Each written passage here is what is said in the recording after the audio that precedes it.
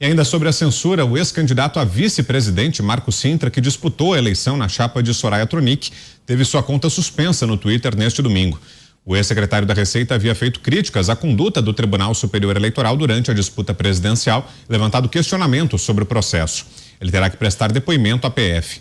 A suspensão de Sintra se junta a de outros nomes punidos pela plataforma, entre eles o deputado eleito Nicolas Ferreira.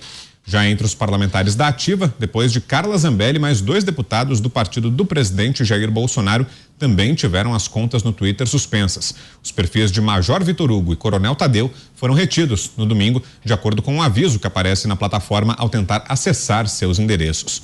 Coronel Telhada. Bom, se alguém me disser que nós não estamos vivendo um regime de exceção, eu vou dizer o que precisa mais para viver um regime de exceção. Nós estamos numa situação muito complicada. Quando se falou no Elon Musk posteriormente, eu só queria dizer o seguinte: a gente fica feliz que de repente alguém vá dar liberdade para se falar o que é necessário na rede social. Mas ao mesmo tempo é triste porque essa ação está vindo de fora. Nós não temos aqui no Brasil ninguém que possa defender a liberdade de expressão. Tá todo mundo calado, principalmente a imprensa. Fora a Jovem Pan, não tenho visto nenhuma rádio que seja isenta. Todas as rádios, os meios de comunicação são tendenciosos. E o que acontece? Nada é feito em favor da liberdade de expressão. Aliás, criaram até um crime, né? Que é o crime de opinião. Crime que eu não sabia que existia, não consta no código, mas agora, se você der sua opinião, você é criminoso. Você é preso, você é retirado da rede social. E o exemplo maior está aqui no caso do Marco Sintra, que nem bolsonarista é. Ele foi vice da Soraya, é isso? Foi vice da Soraya, ou seja, nem bolsonarista ele é, mas simplesmente por ter perguntado, por ter questionado, ele teve a sua rede retirada, teve a sua rede apagada. Eu já fui vítima disso também. Eu já tive Instagram meu já bloqueado, tive o TikTok também, o Facebook. Então, todo mundo que fala qualquer coisa que não agrada a Sua Alteza Imperial é simplesmente bloqueado. É absurdo isso. Isso é o exemplo máximo de que nós estamos sofrendo uma ditadura. E é triste que a gente não vê, essa rádio aqui, essa emissora está sofrendo uma pressão, está sofrendo aqui um crime aqui que é não poder se exprimir da maneira que deve, e a gente nota que o resto da imprensa não se manifesta. Então é muito triste isso, gente. Aonde nós vamos parar? Então, enquanto estava só acontecendo com o bolsonarista, tá todo mundo batendo palma achando engraçado, como aconteceu com os deputados que são do partido do Jair Bolsonaro. Agora nós estamos vendo que outras pessoas também passarão a sofrer as mesmas consequências. Isso é só o início. Onde nós vamos parar? Aonde as pessoas indo presas, quem sabe logo nós teremos aí ações mais violentas contra as pessoas. Porque se começa assim, primeiro cerceando as palavras, primeiro se impondo sanções, levando algumas pessoas para prisões, como já aconteceu inclusive com um parlamentar que foi preso por falar. Não há mais o que nós estamos vivendo no regime de exceção. Isso é muito perigoso e nós nem começamos o próximo governo. Aonde nós vamos parar? Antes de te passar, Zé, a gente já tem aqui uma reação. O ex-ministro do Supremo Tribunal Federal, Marco Aurélio Mello, saiu em defesa do economista Marco Sintra, ex-secretário do governo Bolsonaro e candidato a vice na chapa da senadora Soraya Tronic nessas eleições. Sintra, como dissemos, foi censurado no Twitter pelo ministro do STF, Alexandre de Moraes, por pedir investigações sobre as urnas eletrônicas. Segundo Marco Aurélio, Sintra não cometeu crime algum, ele apenas exteriorizou uma preocupação. Nesta segunda-feira, Luciano Bivar, presidente do União Brasil, encerrou nesta segunda-feira um contrato com Sintra. Desde 2021, Sintra integrava o partido como consultor financeiro na área tributária e ganhava R$45 mil por mês. O contrato do economista foi firmado com a Fundação Indigo, que é vinculada à sigla. Zé. Mas eu conheço o Marco Sintra, quando ele era deputado aqui, conversei muito com ele, defensor dessa ideia do imposto único, antes mesmo desta economia virar, que é uma tendência mundial, não o imposto único, mas o imposto de transações financeiras, né? Eu, Vitor, estou achando que é preciso urgentemente ou o Butantan ou sei lá quem produzir uma vacina, porque nós estamos vivendo uma epidemia, talvez já com indicação de pandemia de juizite aguda. Não é possível. O Marco Sintra apenas demonstrou uma preocupação, ainda que fosse o que eles chamam de ataque ou críticas às urnas. Todos sabem a minha posição, eu entendo que as urnas eletrônicas podem ser usadas para ferir a democracia, ou seja, o voto, e entendo, inclusive, de que é possível levar isso para o celular com reconhecimento facial, não precisa nem a urna eletrônica, as coisas têm que andar para frente. Mas eu acho que o voto ele tem que transmitir segurança. Então, veja bem, não é incoerência. Eu digo o seguinte, que tecnicamente é possível fazer uma eleição isenta pelo celular. Né? Antigamente se fazia pelo correio nos Estados Unidos, faz até hoje. Alguns estados, alguns lugares fazem pelo correio. Quer dizer, pode fazer pelo celular com reconhecimento facial, né?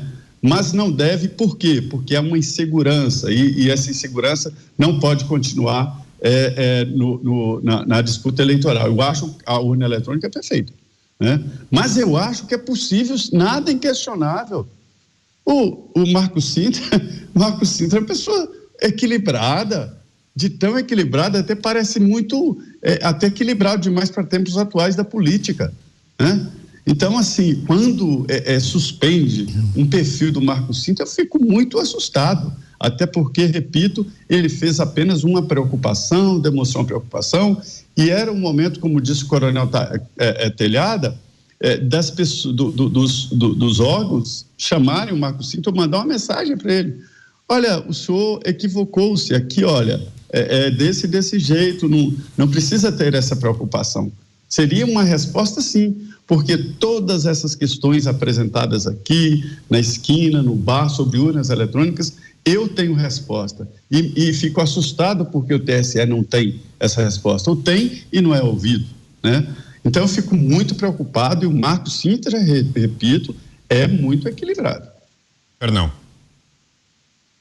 Eu posso até ver aqui na minha cabeça os caras falando, vamos pegar esse Marco Sintra, que é para essa negada saber que ninguém tá acima da nossa força, entendeu? Censura, cara, toda a ditadura começa com a censura e é mantida pela censura. E toda a ditadura acaba quando a censura é furada. Isso é uma regra imutável da história. Nunca foi diferente. Toda ditadura se baseia e se apoia na censura. E toda ditadura termina quando a censura acaba. É isso aí. Então, Marco Sintra, o Papa, ninguém. É isso. Esses caras estão tratando de deixar todo mundo inseguro, né? E por isso que os juízes do judiciário, os que são realmente juízes, eu não estou dizendo que só tem santo lá dentro, né? O Ministério Público e o Legislativo menos ruim, está calado, né? Porque essa força está aí para fuzilar qualquer um que se levantar. Agora, nós temos uma força enorme no país que está se dispondo a fazer alguma coisa, só que ela não consegue se canalizar para lugar nenhum. E eu sou um estudioso da história, gente, eu nunca fiz outra coisa na vida. Quer dizer, o único antídoto que já foi inventado contra os viajantes da maionese dos Supremos da vida e os reis da cocada preta e tal, é esse. É um sistema de 3 poderes, um moderando o outro, onde cada indivíduo tem direitos que não podem ser tirados dele, senão segundo um ritual muito preciso e contra provas de violação de leis bem definidas e tal. É o único. Não tem outro. A única questão que eu tenho a respeito disso, Fernão, é que, assim, esse sistema ele não caiu do céu, né? Ele foi pensado, primeiro, pelo Montesquieu, mas ele foi implementado nos Estados Unidos através de uma revolução. Ninguém combinou, não foi um acordo. Olha, vamos pedir aqui para os juízes, por exemplo, que existiam nas 13 colônias.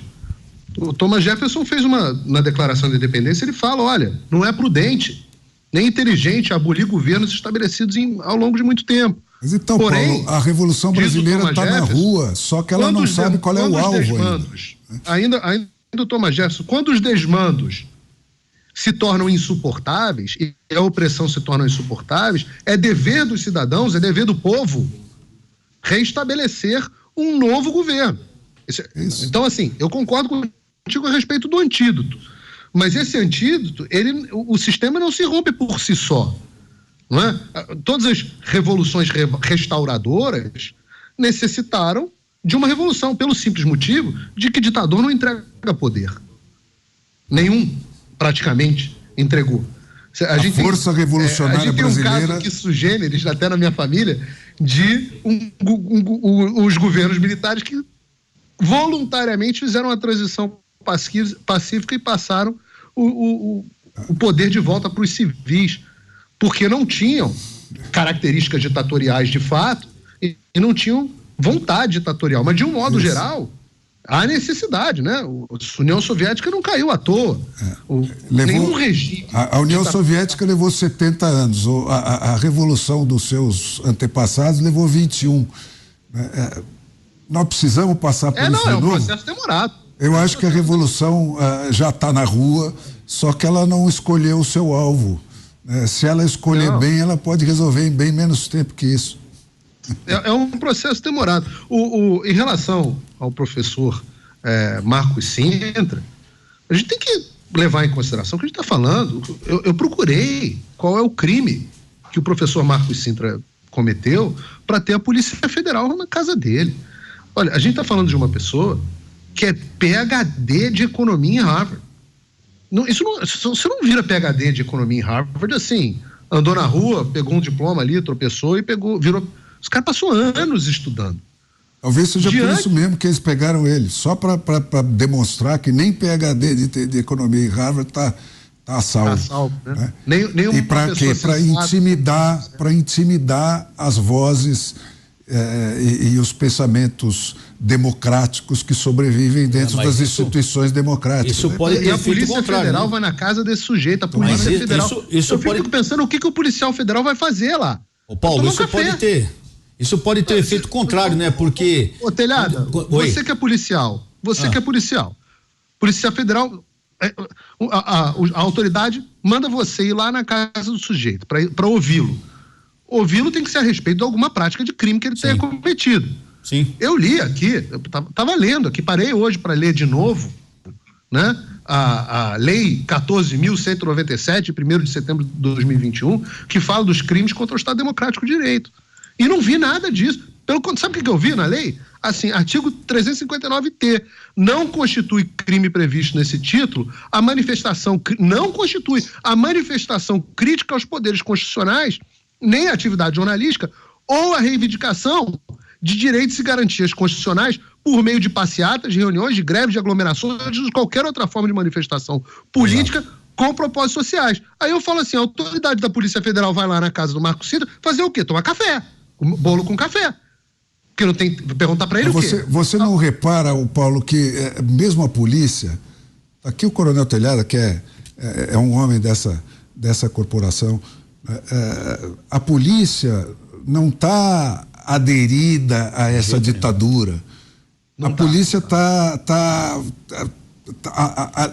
tratando os manifestantes a pão de ló. Como iguais, né? A polícia está tratando as pessoas como iguais, são iguais. O policial militar, quando ele tem que agir numa manifestação, e eu agi em muitas, principalmente quando era de esquerda, nós éramos agredidos, nós éramos atacados, nós éramos enxovalhados, e muitas vezes o policial ele era obrigado a reagir àquele ataque que ele sofria. O policial, ele nunca ataca o manifestante, ele está lá para manter a paz e fazer com que aquela manifestação realmente ocorra. Agora, como o Paulo está falando aí, a Polícia Federal tem que tomar às vezes uma atitude que é uma atitude que não tem muitas vezes nem fundamento, é uma atitude muito na linha da legalidade e da ilegalidade. Agora, eu digo a vocês todos que estão me ouvindo aqui, até onde nós vamos? O que está querendo realmente? Nós podemos ter o efeito contrário disso, ao invés, quando se faz a punição contra o Marcos Sintra, nós podemos ter o efeito contrário disso, ao invés de intimidar a população, nós podemos acelerar a população. Nós podemos fazer com que haja uma revolta geral. E o que ocorrerá aí? Quem se responsabilizará por isso? Então, o pessoal está mexendo, cutucando onça com vara curta, porque a população está nas ruas, a população quer uma resposta, a população está fazendo um ato legal, mas ela está sendo provocada, está sendo empurrada para uma situação que nós não sabemos qual o resultado. E eu digo a vocês, a polícia não vai atacar a população e nem se pôr contra a população, porque a polícia é população. A Coronel, polícia, pois não? Vamos lá, quer concluir? Pode concluir. Pra gente partir. Porque eu quero dizer uma coisa, que a polícia, muitas vezes mal vista, ela jamais se coloca contra a população, porque a polícia é povo também. O nosso homem, a nossa mulher, ele ganha um salário não vou falar o que eu penso, salário de porcaria, ele é obrigado a confrontar o crime diariamente e muitas vezes, na grande maioria das vezes, ele não é valorizado. Então a polícia está na mesma situação da população. E o que essas pessoas que estão fazendo isso, que estão causando esse mal ao Brasil querem? Eles querem pacificar ou eles querem tumultuar de modo que haja uma comoção social? Rapidinho. A polícia não revidou nem aos 50 tiros daquele maluco lá, do Roberto Jefferson. Exatamente. E as 3 granadas dele. Exatamente. Né? Porque sabe que estava numa posição falsa ali naquela operação. Sim. Entendeu? E eu lembro, para corroborar o coronel aqui, o Pasolini, que era um cineasta homossexual da elite italiana, que dizia que quando a polícia e os estudantes se confrontam, o povo é o policial. Exato.